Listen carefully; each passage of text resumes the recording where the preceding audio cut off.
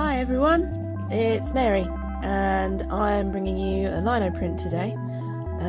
So this actually took me about 3 days and a very sore hand, but eventually got there.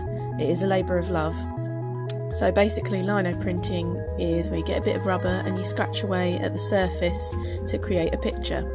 And you can use lots of different tools, so like in this one I added thicker tools where I needed to take out more of the rubber, and thinner tools where I wanted a little bit more detail. My subject matter for it does help if you have kind of a clearish idea of what you want to do first, and to sort of draw it out with a biro on top. So my idea was to do a sort of alien lady that was wearing kind of Edwardian or Elizabethan or Tudor outfit, and to have like a little sort of pet with her, sort of pet parrot. Although it is not quite a parrot, I sort of based the animal off of the Celtic drawings that you can see in the left hand corner.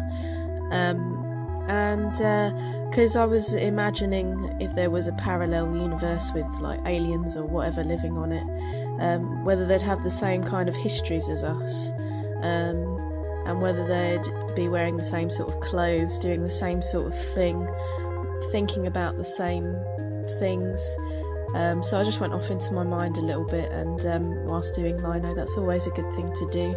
You can really zone out, and I think I was watching House of Cards when I was doing this, hence why I've had to edit it so much, because there's a lot of stopping and starting, but yeah.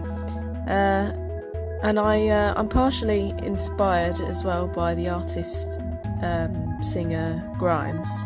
I had a look at her drawings, or I think they might actually be paintings, but they're so cool. They're just like sort of suspended in space. They don't really have a place. They're so like nowhere pictures, and I really like that.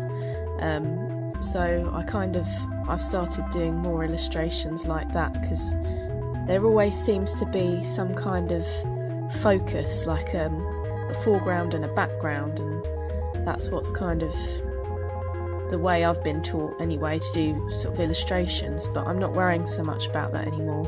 I'm kind of more interested in pattern now. In a minute I'm going to start doing the words, and this is a very important pro tip for you. If you are going to do words in lino, you have to make sure you know how to write backwards. Which is really hard. I've done it wrong so many times, but luckily I got it right here. And it says Cedric, you old cluck, which is something I'd imagine this kind of sassy Edwardian alien to say. That's not a sentence I'd ever thought I'd say though.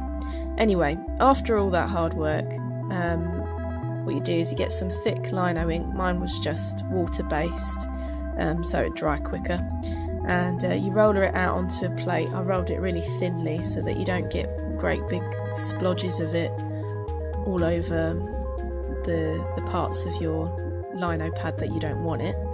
And then you cover the entire lino pad, get a piece of paper, and you really work the top of that piece of paper. I like to do it with a dry roller, but it's up to you. You can use your hands. I used my hands around the bits where the writing were, so that I made sure I absolutely got that bit. And after that you get a big reveal, and you should have a lovely piece of work that makes you very proud and warm and fuzzy inside. And plus you can do loads and loads of prints of these. So yeah, thanks for watching guys. Go make a lino, go do it now. It's really good fun and so worth it in the end. Bye!